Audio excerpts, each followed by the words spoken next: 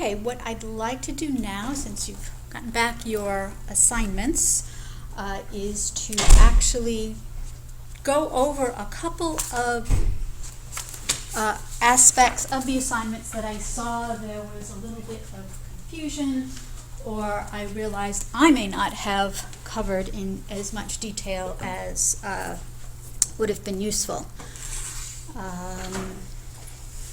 So the first thing I am going to show you, just pulling up not our usual section, but a different one, because what I discovered is that this is the section, 1144 of course is our preemption section. This is the section that talks about what you would need to do if you wanted to bring a suit in federal court under ERISA for denial of coverage. And so this is 1132 civil enforcement. And we have seen reference to this and talked about it a little bit. What I discovered is very interesting about it is that as much as I joke and am serious about updating, I felt that I did not go into enough detail with regard to doing that with statutes. Now, of course, you all remember to check the pocket part if you're using print, but more likely than not, you're going to be going online one way or the other. And here's an example of what it might look like, at least on Westlaw, if in fact you do really need to update. Because, and here's what I want to go over. Note here, red flag, always a good thing to check when you see a red flag. And notice amended by PL 113-235, remember that number, December 16, 2014, so pretty recently. Now, we don't know what the amendment says, if we care about it yet. We haven't even read the section, of course. Let's go now down to currentness. And this is a combination of my reviewing, updating, and also reviewing an area that a few people were confused over. And that the confusion comes from the difference between the credits. So where this particular section, 1132, was amended, by which public laws. And we have the first one, and then we have the final one here. Notice the final one here is April 2014, not December, and it's 113.97, not 113.235. So that's not reflecting the most recent. Where folks got confused is the difference between the actual credit, or what I call parenthetical, of that particular section and the currentness of Westlaw overall. The currentness of Westlaw overall, and they don't really label it as well as I would have preferred, is down here in the bottom where it says current through. This isn't section 1132 is current through. This is, well, it is, but it's Westlaw is current through. Section 1132 was amended according to the parenthetical up here through April, but as it turns out, that doesn't reflect this red flag. And that's where this current through message becomes so useful, because it's telling me current through 113.196. Oh, we should be okay because 235 comes before 296. However, excluding 235. So what Westlaw is telling us is that there's been a change here that's not reflected in this text. The change from April, this very last change down here, is reflected somewhere in the text. We don't know what it is yet, but it's in there. But this change is not. So we better go look at that. Because depending on what it is, now it may just be a technical amendment or amendment where they fixed a typo or something. It may be nothing. Or it may be substantive that we care about. So we want to make sure to click on that and see. So that's what updating is going to look like for statutes, and it will be something similar on Lexis. Actually, let's see what it looks like on Lexis. I haven't even double-checked this yet. USCS 1132.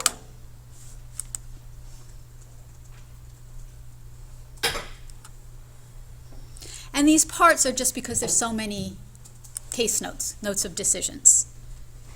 the online services just divided up because for their technical reasons, that works better.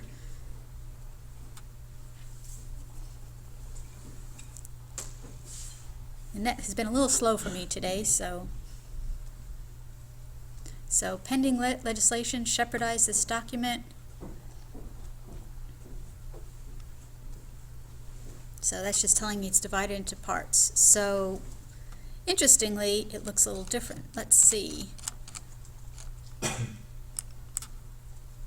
Up here, notice Lexis just tells us it's current through PL 113-296, no exception.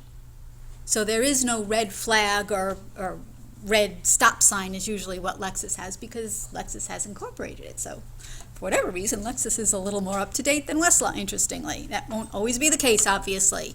But that's actually quite important. Typically checking the currentness, even though I ask you to do it and it is important to be bibliographically aware, it's not going to tell you much because most of the time Westlaw will have, and Lexis will have incorporated whatever Congress or the state legislatures have done. But it's good to check because here's an example where Westlaw hasn't quite got there yet for whatever reason. And also so you understand the difference between the currentness, which is just when Westlaw updated the database, and the actual section when the section was last amended. Everybody get the distinction? Any questions? Okay. A few folks were a little confused, and I did mention this, but I could see where you got confused, and we did this in a number of the workshops as well. I asked you in the assignment to do a plain language search and a terms and connectors search. And in fairness, you all took me at my word and did a plain language search on Bloomberg. Bloomberg doesn't really have a plain language search. Remember, what Bloomberg does is if you just put in words without connectors, Bloomberg will read the spaces as an implied and. What that means is if you type in ERISA preemption with no quotes or anything in between, Bloomberg will search ERISA and preemption. Now that may be perfectly fine by you, but just be aware that's what Bloomberg's doing. I'm going to pull up another section now, and this is an area that does confuse, and it's something good to be aware of for a variety of reasons, and I'm looking for the New York General Business, Law 349. This was the section that several of you found with the T question.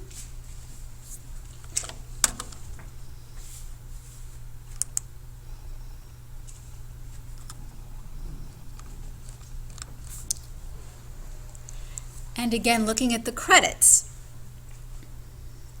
So the last time that this section 349 was amended was in 2014 by Chapter 55, Part HH, Section 6. Where folks got confused is EFF, March 31. Several of you thought that was when it was last amended. That's when it becomes effective. Now, they're both 2014, so there's not a huge amount of difference in this particular case. But sometimes legislatures will say, hey, we're passing this, and they'll have a date for when it gets signed by the governor, if it's state, or president, if it's federal. But they'll say it's not going to become effective for a year, or 6 months, or however long the legislature decides.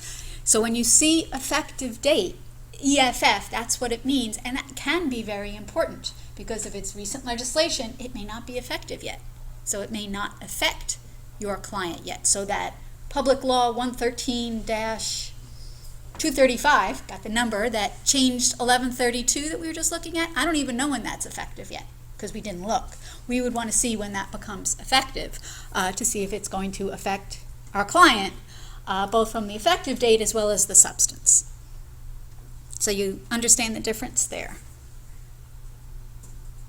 Okay, in some of your papers, I tried to get you to, or suggest to you to give examples. When you state a preference and you state it's easier, I'm all for easy. I'm one of the lazier people I've ever met. So easy is great, but tell me why. And I'll give you an example. I don't remember whose paper this was from, but it was a great example. Mentioned that looking at the table of this person mentioned that looking at the table of contents was easier because it was on a single page rather than split up. I think it had to do with Lexis and Westlaw. Lexis put it on a single page and Westlaw splits up the table of contents. And I thought about that and I said, yeah, I agree with, not only that I agree with it, that's not the important part. The point is that this person gave a really reasonable, good, rationale for why it's easier. So perfectly fine to tell me it's easier. Just tell me why you think it's easier. What about it is easier? And the one aspect of being easier that I don't find persuasive is that you're familiar with it. I mean, if you think about it, you all probably weren't familiar with Instagram or Facebook 10 or 15 years ago, right? So by your rationale, it would be you wouldn't want to use it because you weren't familiar with it. But of course, it's really easy to use, and now you may or may not be really into one of them. The point being is that part of the point of taking this class is to learn other systems that you're less familiar with. So by all means, you're going to walk out of here and you'll probably still prefer the same system you did when you walked in, which is fine, but at least you will have seen the others. So don't rely on familiarity as a reason for a system being better, because maybe you'll discover that there's something else out there that's good. Okay, I'm going to pull up another section here. Very important when you're looking at any statute section and to look at the context, and that's one of the reasons that I strongly encourage you, one of the many reasons I strongly encourage you to look at the table of contents. Again, for the T false advertising question, again, doesn't matter. Someone pulled up this section 1575 on false advertising, which at its face, false advertising is exactly what we're talking about in that particular question. For you FOIA people, just accept the fact that false advertising is pretty key to that. However, if you look at the hierarchy and the table of contents, notice that it talks about seeds. So you really want to check not only the immediate table of contents, but you want to go back a step and see what the overall topic area is talking about, because it turns out this particular subchapter is all talking about seeds, which is not relevant for our T question. And I can understand the person getting confused because they did a classic keyword search, again, rather than looking in an index, and that's fine because we're looking online. And did a keyword search for false advertising and came up with a section that looks great. Hey, this section's about false advertising, but it's false advertising about seeds, not about labels or tea or food or drink. So again, look at the context and go up one or two steps in the table of contents. Oh, I hopefully did say this, but it's worth repeating. It's worth repeating if I did, or certainly saying it again, or saying it if I didn't. Make sure to read the statute section. Now, for this assignment and for this class, generally I tell you don't worry too much about relevance, but obviously that's totally wrong in the real world. So make sure, obviously, read the whole case, read the whole statute section. There's a tendency you find your little subsection, especially when you've got a long 3-4 page section. Make sure to read the whole thing. Again, part of that's that context issue. Make sure you understand what that little subsection is talking about in the overall section.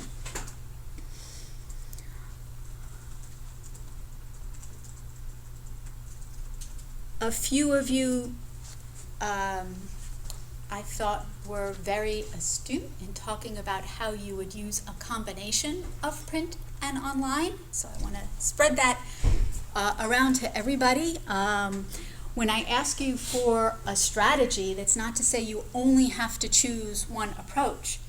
Talk about the best approach, and sometimes the best approach could be combining print and online. A few of you noted how you kind of like the print index, so you can take a look and get ideas for terminology that you wouldn't have thought of for keywords.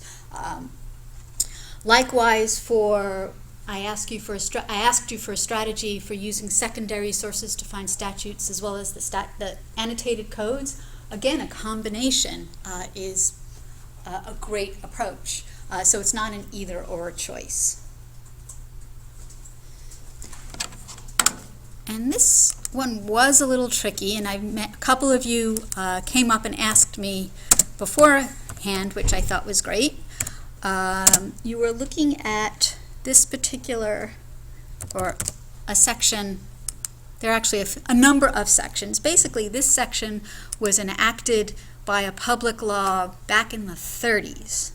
However, what you had no way of knowing, in fairness, is that back in the 30s, they didn't call them public laws. Back in the 30s, they called them chapters, just like New York still does today. So you were a little confused when you looked at the law that initially enacted this section. Where's the PL number? And there is no PL number, there's a C number, a chapter number. So just be aware that and I don't know what the exact date is when they switched over from C to PL in the federal, but just be aware that prior to, I think, 50s, 60s-ish, sometime mid-last century, they switched over. So if you don't see a PL, look for a C. And I think definitely one of you, I'm not sure if more, used, in the terms and connectors, used a very unusual connector, the percentage sign or but not. And what that does at the end of a search is that tells Westlaw, and there's an equivalent on Lexis, find documents, but make sure this word doesn't appear in it, rather than make sure it does appear in it. And that's fine. It's a sophisticated technique, but just be very wary if you do. If you say, make sure that seeds don't appear anywhere in the document, I'm just making that up, obviously, you risk having the document mention something to the effect of, but this doesn't have anything to do with seeds, this has to do with tea, which of course is exactly what you want, right? But it mentions the word seeds, so Westlaw won't pull it up. So it's great that you're aware of it, it's great that you utilize it, just be aware of the downsides. And last thing, and then we'll move on, and that is with terms and connectors searching generally, and this actually is a good segue. I noticed when we were doing the workshop last time that a number of you were doing searches where you'd try terms and connectors search, except you'd have a bunch of terms without connectors, and then you'd have a /p or an and or an or. When you're doing a terms and connector search, each term needs to have a connector in between. So if you have, I'm just going to go off the top of my head here, preemption, deny, coverage, benefit, I don't want just a /p here. I want to make sure to say ERISA with a connector in there. Maybe I want a /p in there. Preemption, maybe I want between here and here an and connector. And I certainly would want an or connector here. The other thing I noticed a few people did, which I'm a little perplexed as to where you got confused, is you left a connector at the end or the beginning of a search. So there was just a /p there or a /p in the beginning. The service may run the search. I think actually Westlaw would tell me that it won't do it, and Lexis may run it or vice versa. It doesn't matter. I don't know why I did that, but anyway, even if it runs the search, that's not going to be, it's not going to pull up what you're telling it. I'm not quite sure why you would put a connector at the end. Again, the connector is connecting two of your terms. So does that make sense? Okay, what we're going to do with the rest of class, any questions before I continue on? For those of you coming after, I have your assignments, come check with me after class and I'll give it back to you. What we're going to do for the next part of class is hopefully make significant progress, if not finish, the workshop that we started on last time. I did want to, before we do that, review quickly, because as I was wandering around trying to help you make progress, I realized that we were having some challenges with the issue. And I realized, unfortunately, after the fact, that it would have been good to go through a really quick issue spotting. And this is a habit you should get into whenever you sit down to a new issue that at least is unfamiliar. Or maybe you feel like, oh, I know what I'm doing here, let me just dive in. And then if you start to have trouble, hopefully think, okay, maybe I need to step back a moment and just sort of sit down and think about what the different aspects of this issue are, and from the aspects, what the terms are that I'm going to use to search. So let's go back to the workshop. Everybody have their copy. I have some extra blanks if you need. Anybody need an extra? So our issue as a lawyer, can you be sued if you forget to update, and the law you relied on is superseded?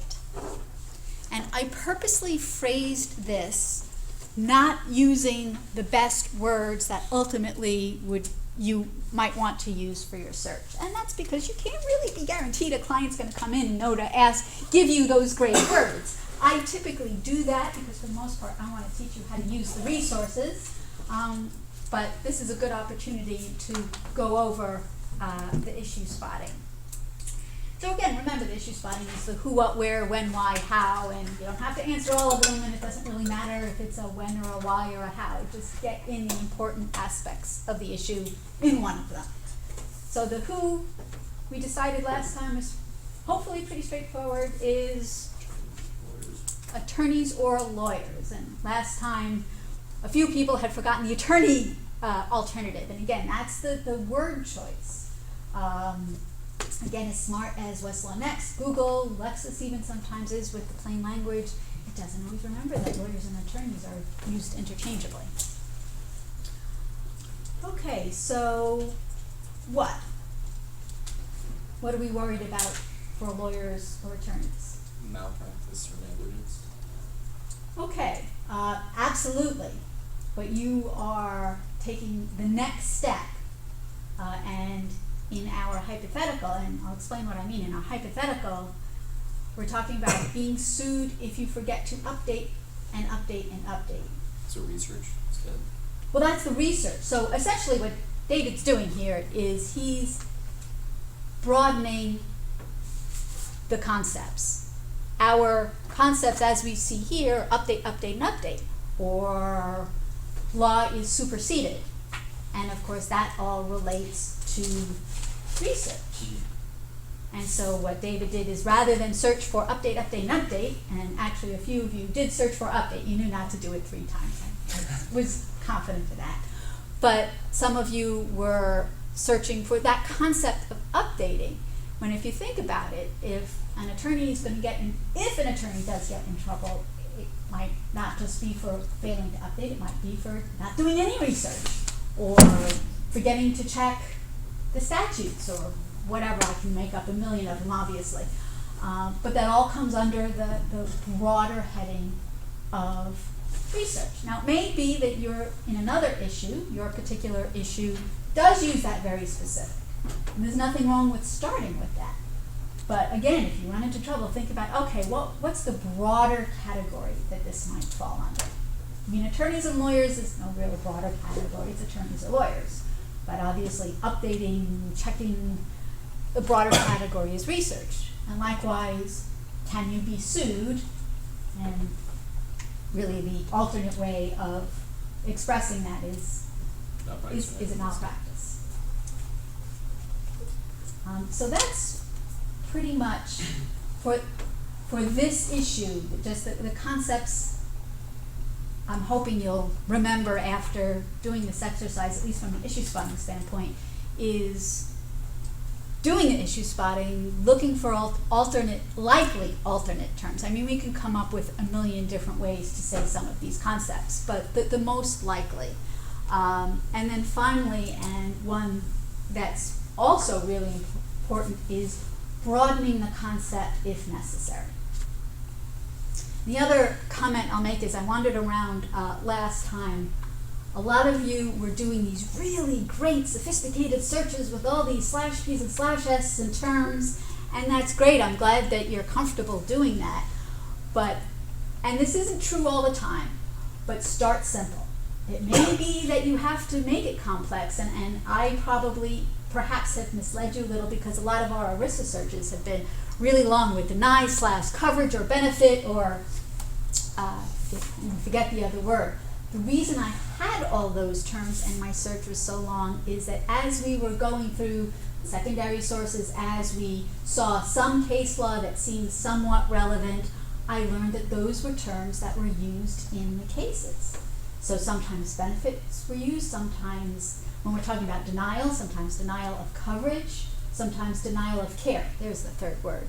So there was a reason my search was so long, was because I was encountering those words that seemed to be the terminology that the judges used in their decisions. I just didn't sort of brainstorm and think, what are the different ways that I could express benefits? I chose those words because those were the words I was encountering. So again, start with it simple, and then as you learn from your search, add the terminology that you learned if you think that that's going to help refine your search. So go ahead and continue on. I'm going to wander around. Have you all found well, Dan, I know you haven't, but those of you who've worked on it, have you all found the attorney and client key number? Anybody not? It's fine if you haven't.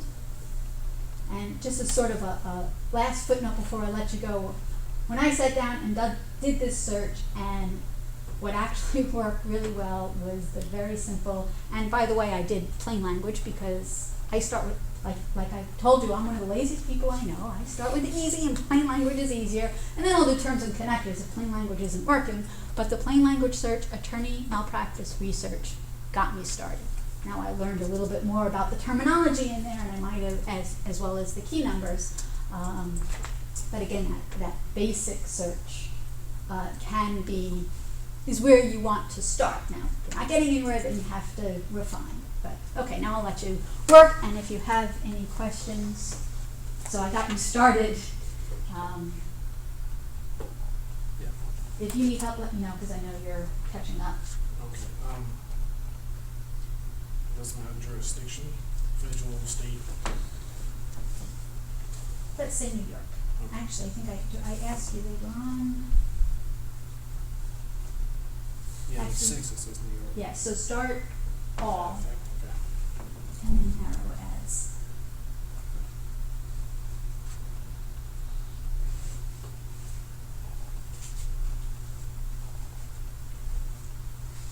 And I should mention, I am going to have us stop probably a little bit before 5 so we can talk about updating cases.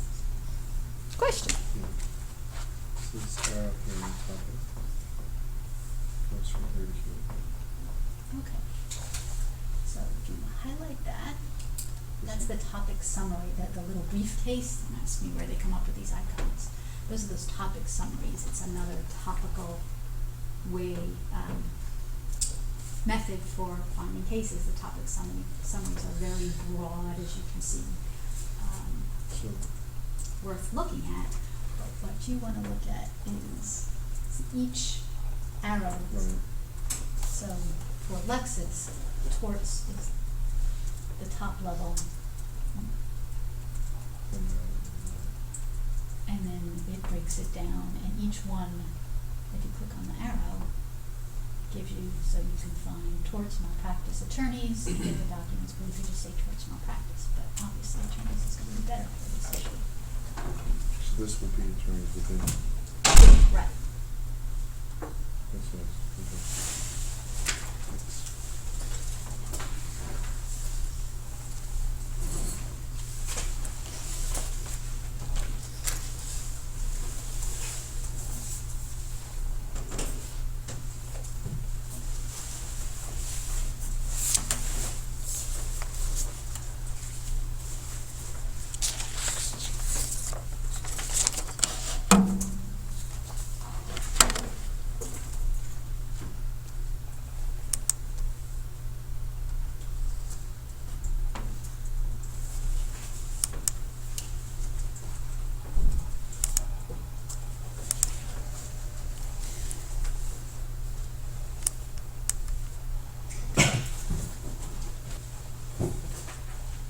spend some time talking about updating cases. Now, I'm imagining that is what you are most familiar with. I'm sure you talked about shepherdizing and key citing, hopefully, and I'm sure in legal writing. And this is one instance where far and away online is far superior, and that no questions asked. I don't even teach print anymore. I don't know that too many libraries have the print anymore other than as relics of see what you used to have to do. There are a few attorneys out there that you'll run into, probably even older than I am, who will insist that's the way to do it. But anyway, essentially what shepherdizing key citing are citators. Now there's what I think of as Citators Plus, and the plus is actually the updating part. A citator is simply a service that tells you where your document was cited. We've looked a little bit at that as a way of finding other more updated law reviews. We looked at citators a little bit at for statutes, and actually we're going to take a quick look again as it relates to cases today. And a good example of a pure citator without the updating functioning is our good friend Google Scholar. Now remember, we were looking at Google Scholar as a great place to find cases and actually research cases.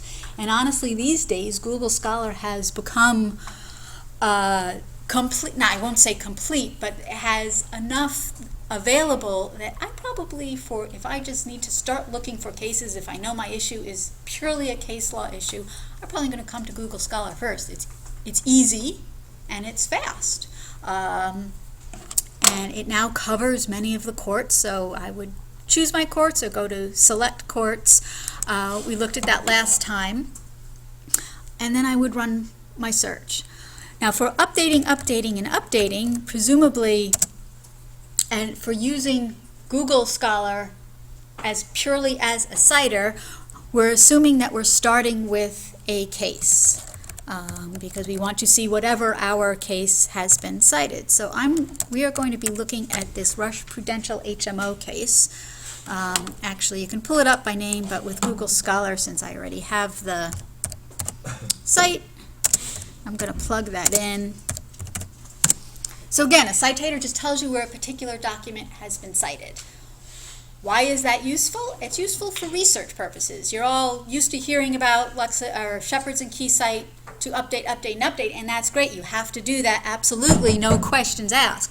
But what you may not realize is that citators also can be good for research purposes, and that's really where Google's citator, at least at present, comes in. So once you have a case, as we now do with Rush Prudential, and I'm just pulling that up on Google Scholar, notice we have the how cited. And that's exactly what Google does, is it tells us it's cited by, and it says how the documents has been cited. And there are actually 800 citing documents. So here's United Healthcare Corporation, and there's 75 that similarly cite using this particular quotation. Again, because Google is so good at searching, it can take that quote and manipulate it in its super secret magic sauce of a search algorithm and find other cases that relate to it. But again, it's not telling us what happened to Rush Prudential. Is it still good law? Can we rely on it? Are there all or parts of it that we can no longer rely on? All Google is going to do is tell us, here's where it's cited.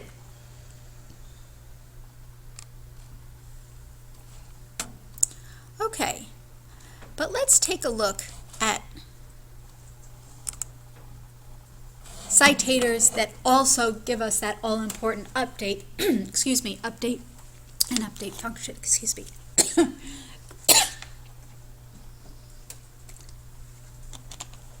Got so excited. Okay, so we'll pull up Rush Prudential. The voice will come back in a minute.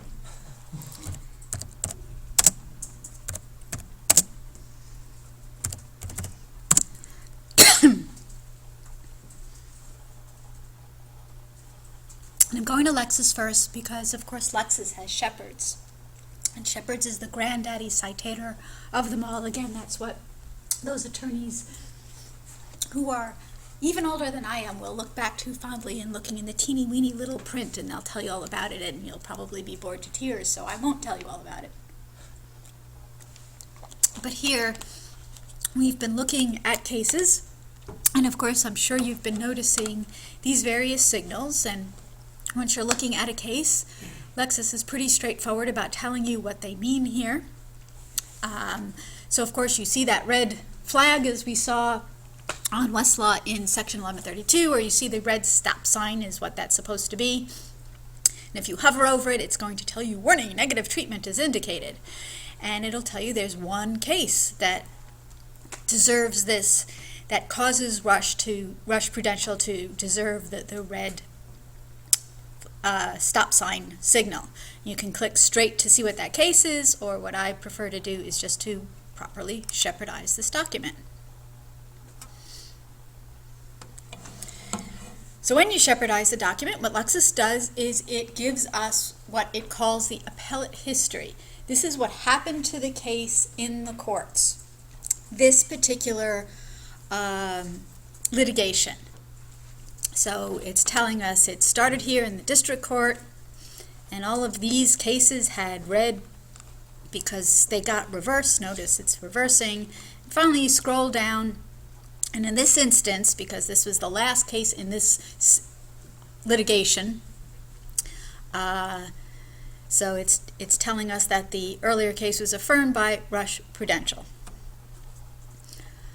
So that's this case in this. So I know that Rush Prudential, at the point at which we entered the citation, so that Supreme Court citation that we entered from 2002, that was the end of this litigation for these two parties.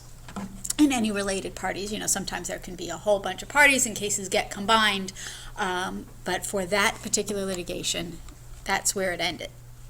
So sometimes you might get your case reversed, like there were earlier cases in this series of litigation that did reverse earlier ones. So you would find that in the appellate history. But of course, because we're in a common law system, as we talked about, we're also interested in later cases of litigation totally unrelated to these parties. Again, it has to be of precedential value within a court that can, our case can be appealed to. So you want to make sure, basically the bottom line is you want to make sure to look at appellate history and citing decisions for your updating. And what we see is that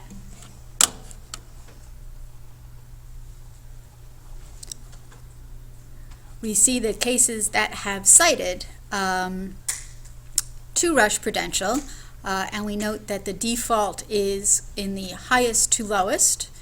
So here's a Supreme Court case, and now these signals next to each case don't get confused. That's saying that this case in and of itself, the Conkright v. Fromert case, has negative treatment indicated. So if you were to rely on the Conkright case, you would want to investigate that. We can also sort by analysis. So if I want to say, all right already, I want to see what that case is that is giving me cause to wonder at the precedential value of the Rush Prudential case, and that case is this Kentucky, it's abbreviated, Kentucky Association Health Plans. And probably the easier way to check that out would be just to click on the one that says warning, and that's what would come up. But by doing that, I've now limited all of the citing decisions to whatever has the warning signal, and of course it's only the one case, so I'm going to get rid of that narrow by. So that's what you need to do, part of what we would need to do to find out what we can rely on if we wanted to cite to Rush Prudential. We would also, of course, want to take a look and see what it was questioned by. Now, it's a Supreme Court case, and a Supreme Court case was questioned by a district court case, so we know that the district court case doesn't have the authority to change the status of a Supreme Court holding or decision, but we do want to see how it's question nonetheless. And so you take a look at these different warning signals. Now, of course, the caution, here are a bunch more cases. Not only is it important to look at for precedential value, but it's also, again, useful for research to see, okay, how did these cases question my case if I want to rely on it, because I need to be prepared to address those arguments if my opposing counsel makes them, or if I want to question the precedent in that particular case, I want to take a look at those cases to get some ideas of what are some of the ways I can question. So essentially that's hopefully familiar turf for you in terms of updating, and updating. But again, with the research component, that I can look at cases that may not change the status of my case, but may help me with my research, may refer me to other cases. Again, cases, if my case talks about the issue I'm interested in, cases that cite to it may talk about the issue I'm interested in. And the way that I can further determine that is by taking a look at the headnotes that those cases cite to. So what this is telling me is that this Kentucky Association case cites to these headnotes that were in Rush Prudential. And what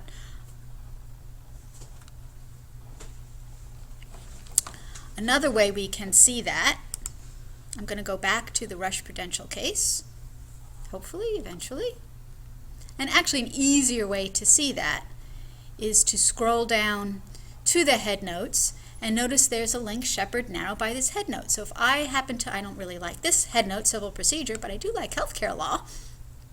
If I wanted to see what other cases cited to Rush Prudential for this topic, I just Shepherdize narrow by this headnote. So very easy right there up front. I don't even click on the Shepherdize link because Lexis has given me the Shepherdize link right here in the headnote. And once again, that's the nice easy way, and there's nothing wrong with doing it that way. If I want to be a bit more sophisticated, I go ahead and I Shepherdize. I go to Citing Decisions, and then what I can do is scroll down here on the filter. Again, remember our filters are on the left. I can filter by jurisdiction, so we're in the Second Circuit and we're in New York, so I may want to filter by courts. If I only want to see what affects my jurisdiction, I can also look at the headnotes. And what Lexis does for me, just as it does here for these cases, here, this headnote 3 is insurance law. So ERISA, general overview. So it reminds me of what the headnotes are, so I don't have to click back to the case. And as we saw, we can do a single headnote straight from the case, or I can combine headnotes. And again, this is where it's more sophisticated by clicking on Select Multiple. And I can decide I want to see what cases cite to headnote 3, because that's insurance law, and headnote 17, because that's healthcare law. Likewise, headnote 8, and it's in reverse order of the number of cases that cite to that particular headnote. So that's why the headnote numbers seem to be in random order. And click on OK. And presto, here are the cases that cite to those particular Rush Prudential headnotes. So again, there are a whole lot of cases that cite to Rush Prudential, so it's very likely I do want to take advantage of this narrowing. I can do it this more sophisticated way with the filters on the left, or I could do it the nice easy way with the headnotes within Rush Prudential itself. And again, also using, I can narrow by jurisdiction, and what I scrolled by, I'm pretty sure far too quickly, there it is search within results. Now this is kind of cool because this is not searching within the headnotes. This is searching within the full text of all of these cases that cite to Rush Prudential. So I can narrow it by headnote, I can narrow it by jurisdiction, or not if I don't want to narrow it. And then I can search just those cases that's, if I wanted to say search for denial of care, so deny/s care, and actually I haven't tested this, so I have no idea what we're going to find, but we did find something. So again, very powerful research tools once you start with a case that's on your issue. using the Shepherd Eyes for head notes, search within results, obviously jurisdiction, if you're so inclined. Questions?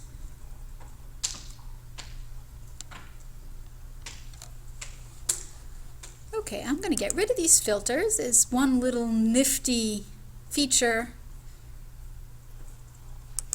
Actually, I should have just clicked on clear, but anyway, is the grid. We're looking at the list format of citing decisions. You can look at it in grid format if that helps you. And what that's telling us is it's dividing up by circuit and by analysis, and you want to know to scroll if you want to scroll from circuits into cases, and it gives you a sense of how many cases, and then you can actually click on these links. So some people like a more visual, less textual, more pictorial representation, and that's on the grid.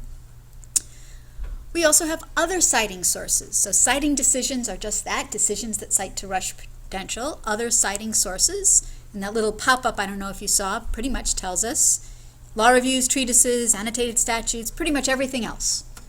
So again, if I feel like I need to get more background, here's another way to see, okay, what secondary sources mention Rush Prudential? And again, you can narrow by the filters here on the left. And last but not least, a lot of people are big fans of table of authorities. This tells me actually the cases that were cited by Rush Prudential. So instead of looking forward to citing decisions that come after Rush Prudential, they look back at Rush Prudential. These are the cases that Rush Prudential looked back at and that the justice writing the opinion cited to. And again, it might be interesting to see what the justice relied on for particular areas of Rush Prudential and take a look at that case or those cases and see what happened to that case. Might be interesting too, because if the judge relied on a case that subsequent to your case gets overruled, so if Rush Prudential was decided in 2002, if one of the cases relied on Rush Prudential got overruled in 2008, that would be worth knowing about. Any questions? Okay, last but not least, some attorneys, as well as researchers, find it really useful to set up alerts. If you find a particular case that's seminal for your particular or crucial for your particular issue, you might want to set up an alert whereby you get notified by Lexis via email, typically, hey, there's something new that has cited to your case. And it's pretty straightforward to set up. You can actually set up search alerts as well. We haven't talked about that too much yet, but it's available both separately for Shepherds as well as just for any search that you would do, text search you would do, keyword search you would do on Lexis. And the last thing I wanted to show you on Lexis is shepherdizing statutes, which we've talked a little bit about when we talked about statutes. Whoops.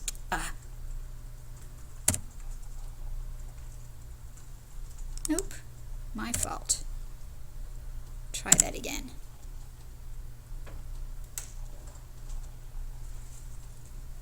Is it working? Yes, it's working. So I'm going to bring up our favorite section, 1144, eventually. And remember, we were looking at 1132 in the beginning of class, and we still had this pending legislation. We didn't see any red flag because we had seen, again, that Lexis had incorporated everything at least through the end of 2014. Now we're going to look at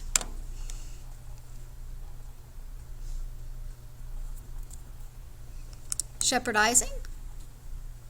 And again, this is Shepherds a little bit as an updating service because it refers us to the pending legislation. And again, remember the nice thing about shepherdizing the statutes on Lexis, which you cannot do on Westlaw, is you can actually look for subsections, particularly useful in tax, where the little subsection can be all that you care about and you don't care about the rest of the section.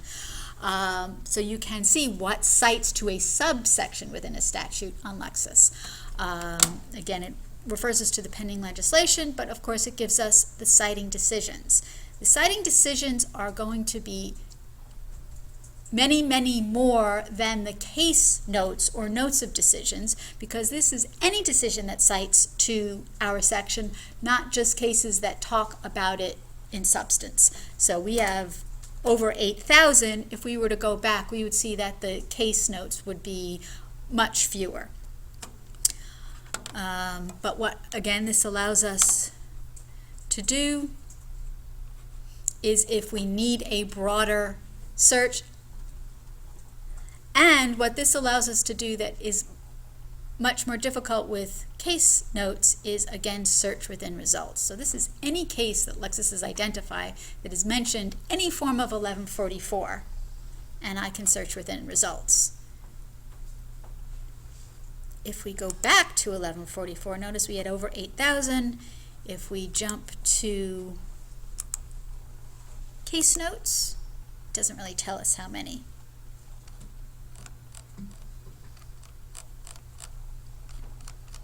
Again, the case notes has the advantage of the topics, but there are fewer here, and then searching within those case notes is going to be much more limited. So that's sort of the backwards and forwards, taking a look at Shepard's for cases, which is the main point, but also looking at statutes and comparing case citing decisions within the statutes to the case analysis, which we looked at. Any questions? Again, most of the time you'll want to look at the case notes because these are cases about your section, and you have these topics to help guide you about what cases are going to discuss your issue. Okay, if there are no questions, we'll move to Westlaw and Keysight. So again, I'm going to pull up the Rush Prudential case.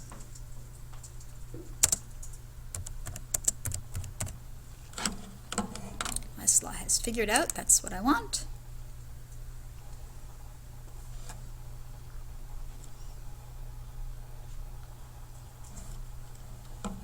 I always find it very interesting to compare, and this is one reason why I wanted to use this case rather than the Aetna case that we've been looking at, is that note the difference. In Lexis, remember the Rush Prudential had the red stop sign. Notice in Westlaw, it's got just a yellow flag rather than a red flag. Just a difference in how the systems make the judgments. From what I understand, Shepard's still involves human beings, and Lexis actually advertises that, whereas the Westlaw Keysight system is entirely computer generated. Does that make it worse or better? Neither, in my opinion. It just makes it different. Does that mean you always have to check both systems, assuming you even have both systems available to you, which may not be likely? Probably not. I think if there's an absolutely critical case, it might be useful, but really your time would and money would be better spent looking thoroughly and carefully at whichever system that you have. We pulled up the Kentucky United. We pulled up. Actually, this is a different case, too, which is interesting as well. This is Clay v. United Health Group. That Clay, I did look on Lexis. That Clay case is mentioned, and it's given a yellow warning signal on Lexis as it is here on Westlaw. But again, you just want to look carefully at those negative cases, whether they're red or yellow, and make your analysis. Is this case, how is this case affecting my case? It could be that this Clay case is recognizing the overruling of Rush for only one issue. Remember, especially Supreme Court cases are usually fairly complex and cover many issues. Could be only one of those issues are overruled. That means the rest of the holding in the case is still good law. So again, you want to make that, whichever system you use, you want to make that analysis carefully.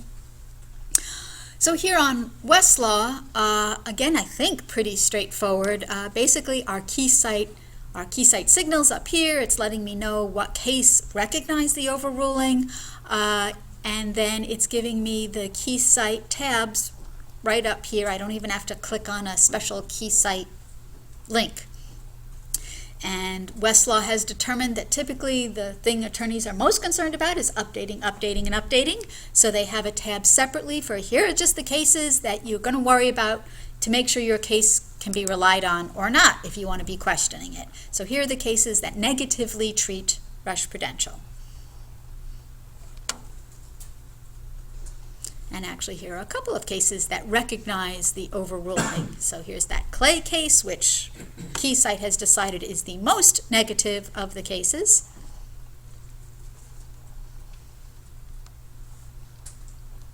And you can see actually that Kentucky Association, the one that caused Lexus to give it a red flag, a red stop signal, is here with a yellow flag. Again, don't get too hung up on the red versus yellow. Look at it carefully and make your analysis. Does this case affect the issue that I'm interested in?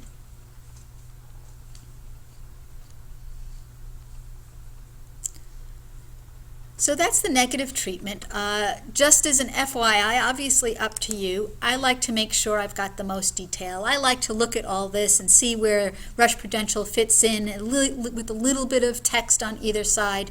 You can make it look simpler, but I think, at least for how I do research, this is the most effective.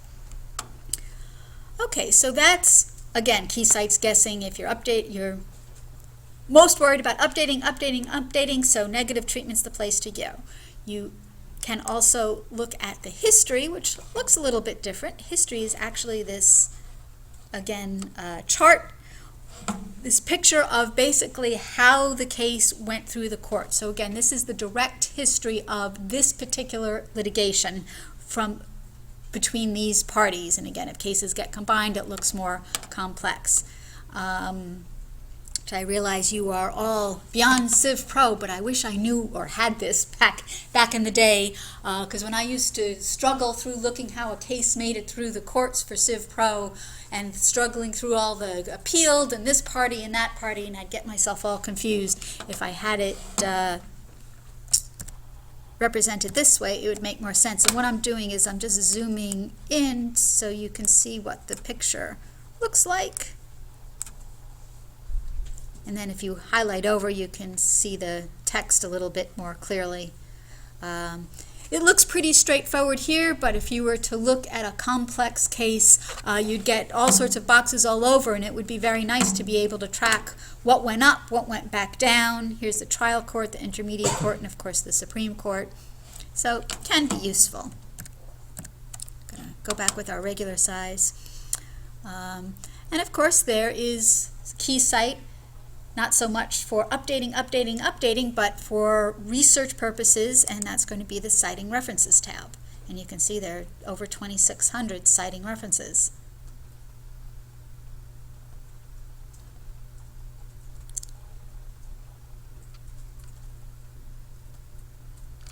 And Keysight's going to put what it considers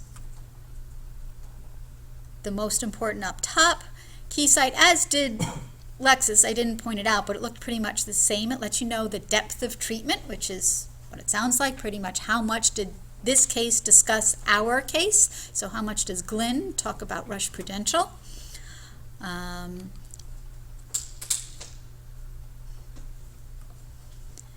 here are the head notes, and these are the head notes of Rush Prudential.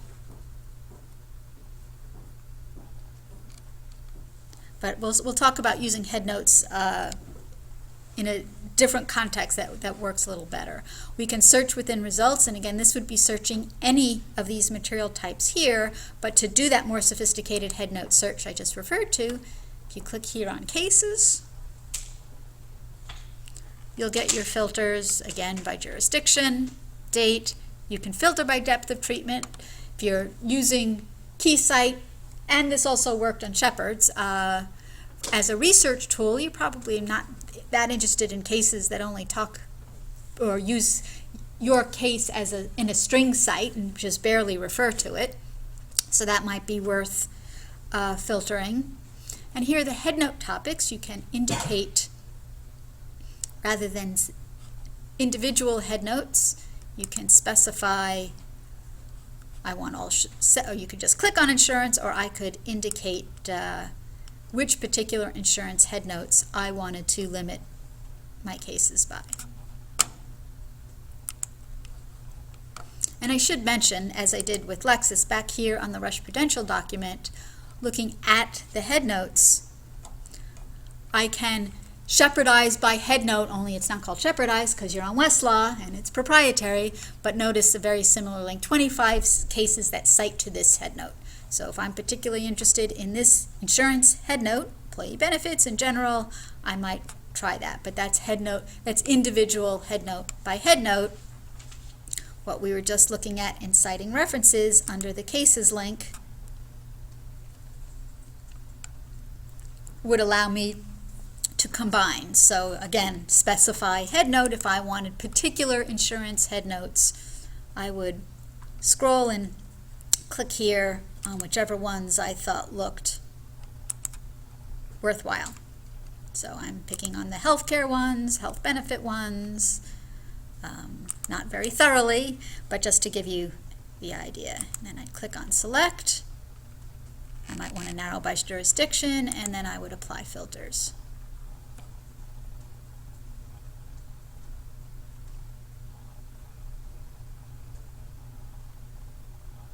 And so here now are the cases that cite to Rush Prudential with the particular headnotes, one or more of the particular headnotes that I chose.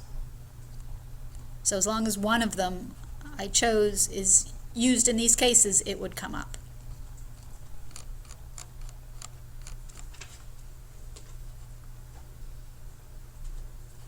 Any questions? And as we saw in Shepard's, we have the search within results, again, full text of the cases, whether I just canceled my filters, but I could filter and then do a search within results, a keyword search. And just as we saw on Shepard's and KeyCite, we also have a table of authorities.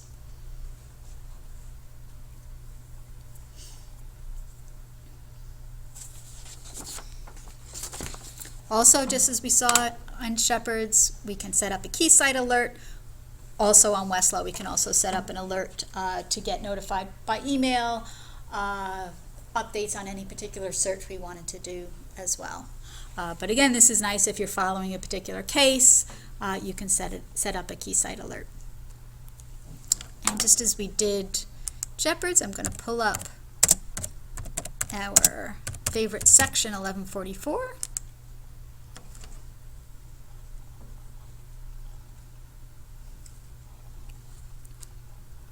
And notice we have slightly over 1,900 notes of decision, so again, cases organized by topic. If we go to citing references, you can see the cases are over 8,000.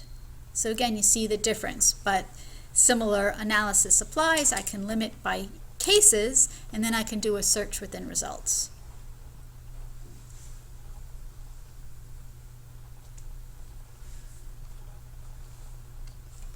Whereas in notes of decisions, we do have a search, but that's actually searching the topics. Questions? Again, a lot of little details, which you want to remember. Obviously remember updating, so look for the negative treatments. When, and I do say when, you want to use Shepard's and KeyCite for research purposes, probably the headnotes are going to be very useful a lot of the time, not necessarily all the time. The other thing that will be useful are just finding, depending on your case and how complex it is, if your case only discusses one issue, then you don't have to worry about the different issues, but also that search within results, I think, is going to be of most use. The notes of decisions and the citing references and searching cases, other possible features as well, but okay, so then let's take a look at Bloomberg. Again, I don't know how many of you will see Bloomberg, but Bloomberg does know what we're looking for here. And Bloomberg has what it calls B-Site, and as with other case research tools, it's catching up gradually, Bloomberg. So Bloomberg has B-sites. So you see Rush Prudential, and it gives us the case analysis. It also Bloomberg also recognizes that there are negative cases, which we can just click directly here. We can look at the, again, direct history. There are all sorts of names: history, direct history, appellate history. Basically, what happened to that particular litigation between those particular parties.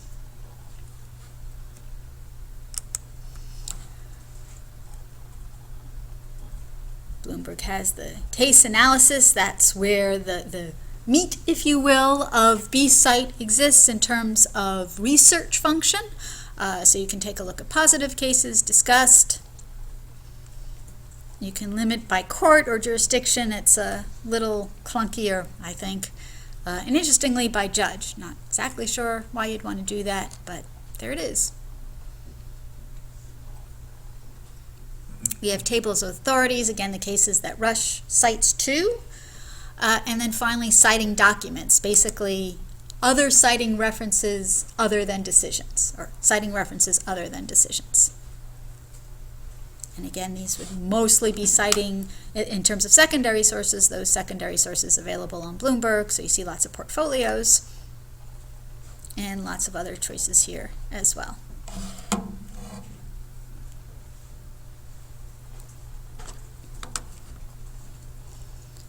Any questions?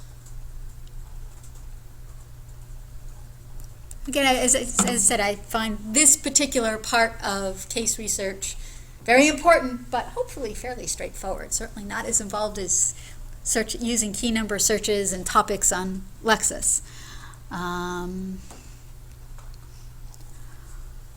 Okay, I'm going to finish up other aspects of case finding. We already started the conversation on free resources. I mean, we spent a lot of time with Westlaw and Lexis using their topical arrangement, but we already have talked about Google Scholar, which is definitely, to me, the best free resource for case research. But there are others that you might want to know about because, again, Google still does not have all cases available, especially state cases.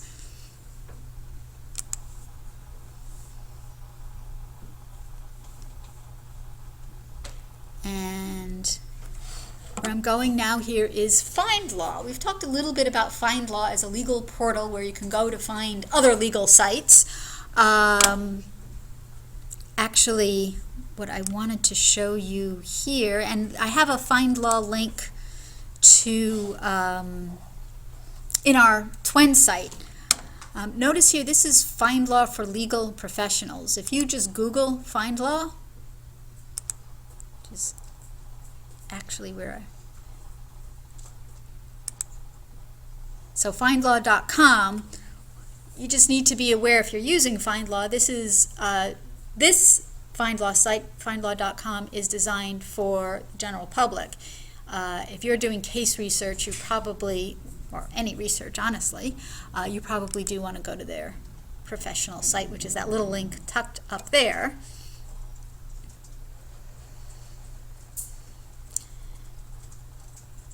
And then on FindLaw, they do have this advanced search if you want to do a keyword search.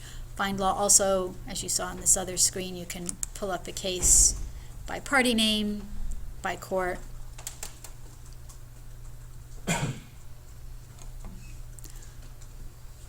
Another resource, it looks like my tab isn't. Another resource we've talked about is the Legal Information Institute. Again, linked from Twin. And what the Legal Information Institute will do for you for any jurisdiction is pretty much link you to that jurisdiction's website.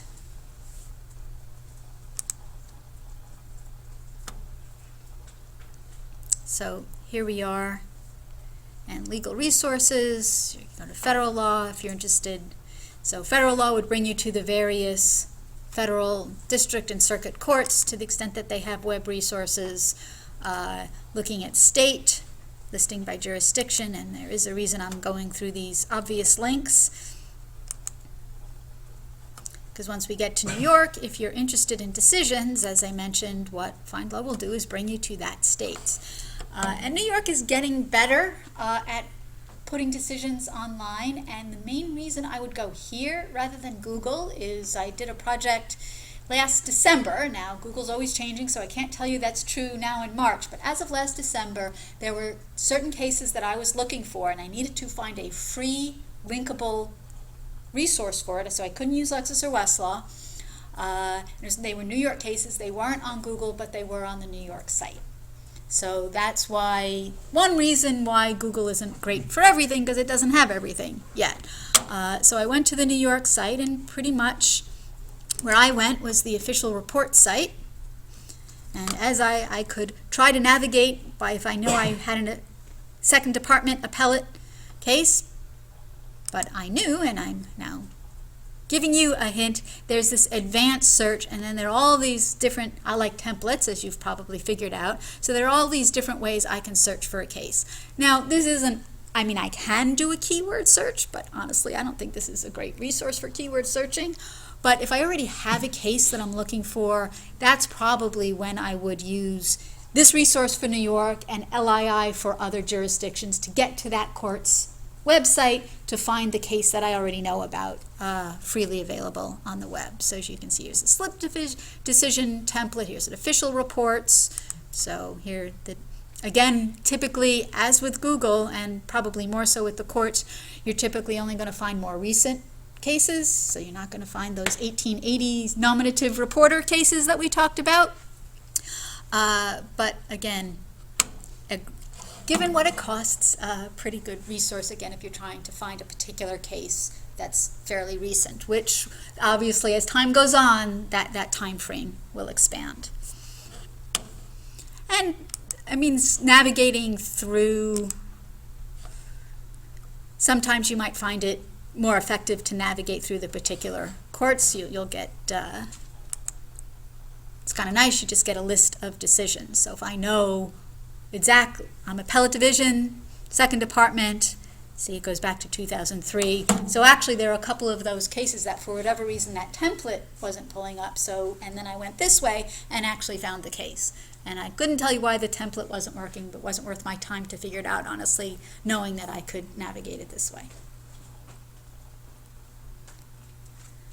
Questions on free? Free is good. Okay, the last sort of aspect of cases that we'll talk about are what I think of as the ancillary documents that were developed that may or may not ultimately have resulted in a decision. So part of that is briefs and pleadings. Well, we'll start with briefs. Briefs can be a great research resource because if you found the briefs of a case that discussed your issue, the lawyers in those briefs made arguments. And if your case discussed the issue, then probably those briefs made arguments for and against those issues. So it's a great way to, again, get ideas for arguments, but also get whatever cases those attorneys relied on for those arguments. So basically, why reinvent the wheel if somebody else has already done the work? What you'll find probably in many of the places that you'll find yourself working is that your firm, organization, government, department has document files, brief banks. Sometimes it's a whole area called knowledge management to help you find what other people have done so you don't have to reinvent the wheel. And looking for briefs is one way of doing that. And actually, we've already found briefs.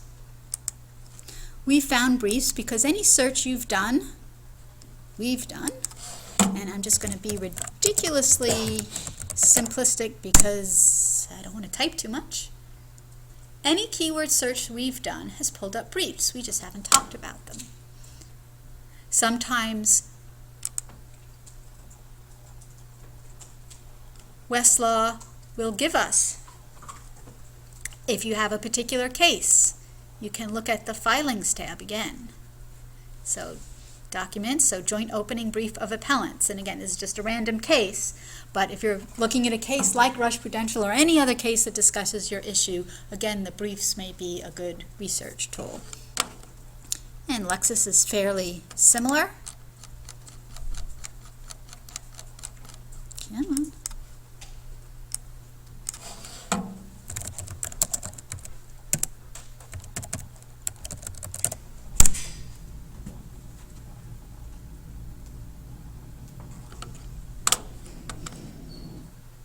Lexis divides up dockets, which I'll talk about in a moment, with briefs and pleadings. Again, we've seen that briefs link, we just haven't used it yet. If we go back,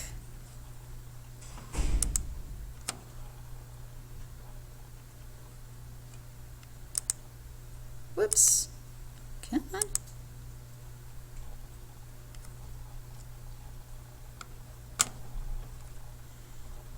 If they have it, they'll give you a link. Yep, there we go, briefs, 19 of them. What I want to spend a little more time on is Bloomberg. I have found, and again, I'm not sure you'll have access, but what Bloomberg has done is Bloomberg has incorporated what's known as the PACER database. PACER is, that's not PACER. We'll get to that one.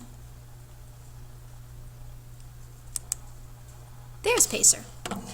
PACER is the federal government source for filing, for case filings in all of the federal courts. PACER costs money to use, not a huge amount. It's also rather old-fashioned and clunky once you get past this first page. And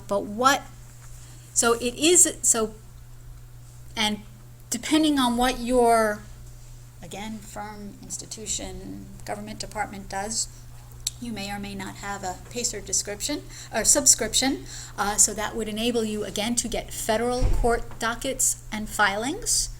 But what's so nice about Bloomberg, if you have it available, and what's also interesting is because it's so nice and so much better, in my humble opinion, on Bloomberg, Lexis and Westlaw are now improving their offerings for dockets and for case filings.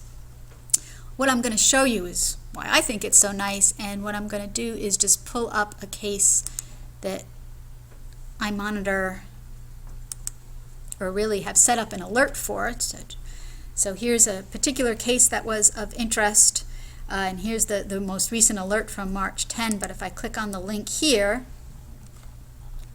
what you will see is all about the parties and the attorneys, and then this is a docket. What's happened in this case since the complaint was filed? And if you're lucky, and in many cases you tend to be, if you click on the link, you can actually get the complaint. So certainly a lot of your professors who are writing on particular issues and following current cases love this, because they love to see what's going on, and they want it, and that's why I'm following this particular case, because they want to know what's going on, because this case presents a particularly interesting issue. Now, as a practitioner, you may want to follow your own case, or you may know of a case in an area of one of your clients that you want to follow. There, you can make up a whole lot of different scenarios where this could be really interesting. And again, if you have access to Bloomberg, this is what it looks like. Now, for federal cases, again, you can do this on PACER as well. It's just a lot clunkier, but that may be the way you have to go if you don't have Bloomberg. And the other nice thing about Bloomberg is that they are increasingly adding state court dockets. That's on the hit or miss, but we are lucky in that we are in New York, which is a very active legal market, as you know. So Bloomberg is based in New York. So Bloomberg does have a lot of the New York state dockets. So when I've been looking for New York, not only dockets as in the list of what's going on in the case, but the actual documents within the document. And briefs and pleadings are just documents within the docket. So I've been lucky in finding New York as well. So at least for me, Bloomberg's my first stop. Now it can be for you for the next few months if you're a third year, and year and a few months if you're a second year, and depending on where you wind up, if you have Bloomberg availability. So I'm sorry, how do you get to that, the docket? Good question. You're just like, Well, I had- a case page. I had my alert set up, but what you would do is go to litigation and dockets, search dockets. And again, it depends on what information you have. Now, the search capability, you're not searching the full text of any of the documents, which is the one difference, that one advantage Lexis and Westlaw have, is that to the extent that they have these briefs and complaints and pleadings and whatever online, you are doing full text. On Bloomberg, you're not. You're just searching the basic information about the document. But typically, at least for me, when I'm going to a docket, I have a particular case. So I might know the court, so I would just browse whatever court I'm interested in.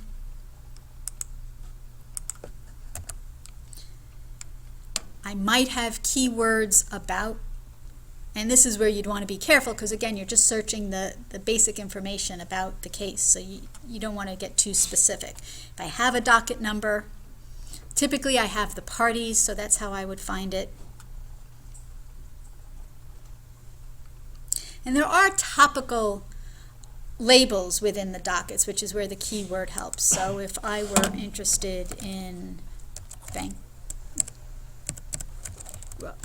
and actually I don't know what I'm going to get here, so let's find out. And I'm cheating and searching all courts. Come on. Why is that not?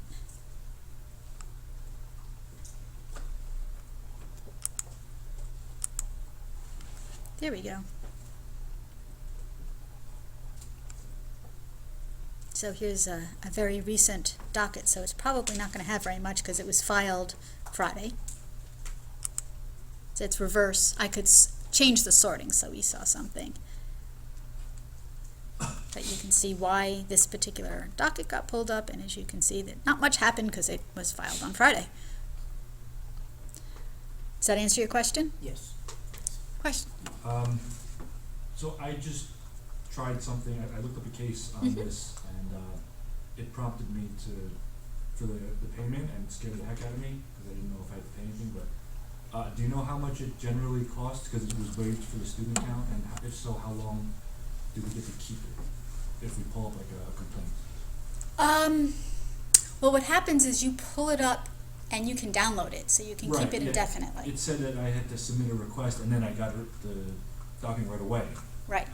So how, is it like just unlimited access to that at that point, since you pay for it?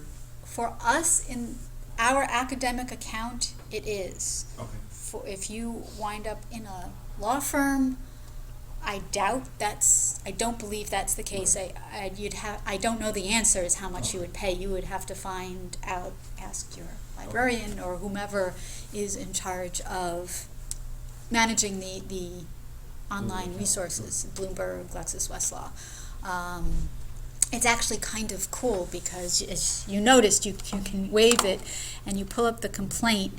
The other thing you can do, and you can tell Bloomberg, go update, and you click on update docket, and again you see collection fee waived.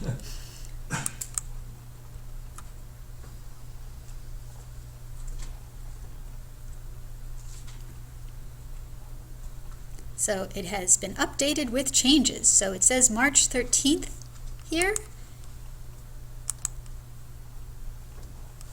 Now it's March 17th. So I just updated this docket. Who knew I had such influence? So as I said, this one of the many reasons why I will go to Bloomberg, and I'm spoiled because I work here and have access to all of this, which you may not have access. But if you do, and as I said, because people like me have been extolling Bloomberg's virtues for looking for dockets, and because actually there are lots and lots of reasons that having access to dockets are really useful for practicing attorneys. I know from my law firm librarian colleagues that dockets are an important resource for probably many, definitely for reasons that I don't appreciate because I don't work in that world. So this is a very powerful advantage Bloomberg has, and consequently, Lexis and Westlaw are starting to compete in that area and provide enhanced access, both quantity as well as usability. So we'll see what happens. Wherever you wind up, whatever you have, you might, the docket accessibility might be better. And I will also say that I know Lexis, and I'm pretty sure Westlaw, have ancillary products that we don't have access to in academia, so I can't even show you or describe very well because I haven't seen them. And I know Lexis, one of Lexis's is a docket service. The other thing I do know is that when you do get out in the commercial world, things like updating and getting documents that aren't already online are no longer waived. The fees are no longer waived, and they can be pretty expensive. So you do want to, again, like you need to know about your contract, you need to know what those extra fees are before you incur them. Does Westlaw and Lexis at least include what has been filed? Maybe it doesn't include the actual document, but it'll tell you what filings there were? Or is this just... It depends. They do have dockets, which is essentially the record of what has been filed. And we saw, we did just see dockets, Lexis, when we did my quick ERISA preemption search. So here are dockets.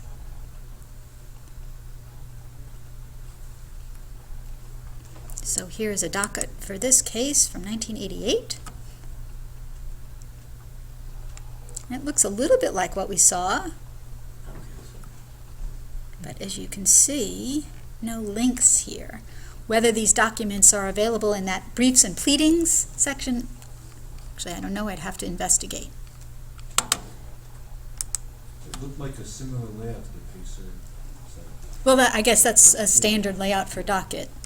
And here again on the filings tab on Westlaw, for this particular case, yeah, we're looking at a particular case. You can see the dockets. So I'm just going to randomly click on one. And this, by the way, you're asking me a question. I've never looked at this before. I confess up front. But this is the trouble, how you investigating technique on how to figure out. You have a question, again, understanding what the costs might be, but here we understand the costs aren't for at least us individually. So take a look, click and see and investigate. Do a sample search. See what's available on the left. Oh, look, dockets. I didn't notice that one before. And see what's there. It's the best way to learn.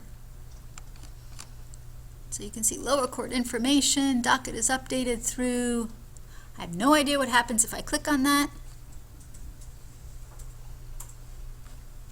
And so we can expand all. That's all the attorney and party information. So here are the proceedings. So here it looks like, now let's see what happens if we click on view. Sometimes with Westlaw, my pop-up got blocked. Allow. Another thing you need to be careful about is pop-ups or pop-up blockers. Yeah, that's what I thought was going to happen. You can see the docket, but Westlaw, because we're on an academic contract, won't give us access to the actual document, even though it gives us the link, which I think is kind of mean, but... Other questions on dockets? So really quick, I promise, we're not going to go over. A couple of, this is just on the way cool if you didn't know about it, then, like to... are really into this stuff kind of thing. This is a very famous site. Have you heard of Oye? Okay, this is, see a couple of heads shaking no. You can hear Supreme Court arguments here. You can also read the transcripts of Supreme Court arguments. There's search capabilities or weekly roundup. You can navigate your way to whatever particular Supreme Court argument you're interested in. So if you are dying to know what happens with what the arguments were with regard to the healthcare case that just was heard by the Supreme Court, you can actually hear the people. It actually goes back in time, so Roe v. Wade, you can hear the oral arguments for some of the seminal cases back in time. And so that's OIA, which many of you already know about, and there is an equivalent in one of these tabs. Here we go. So here's the New York State Court of Appeals, the highest court in New York. There are oral arguments webcast for the New York State Court of Appeals, and you can wend your way through and investigate the archive. So just a sort of, if you're interested, quick. Okay. Made it with 3 minutes to spare. Any questions? Okay, for those of you who didn't finish the workshop, again, give it a whirl, or if you want, just wait and don't hesitate to ask if you've got questions navigating, especially Lexis, I know, is confusing with the topics. And as Elena encountered, she found a headnote in a case that didn't have a link, which I hadn't seen before. So if you've run into anomalies like that, don't spin your wheels, be frustrated, ask. You can ask me, or if it's just a general question about Lexis or Westlaw navigating, again, the folks at the reference desk. And for those who came in a little later, I have your assignments.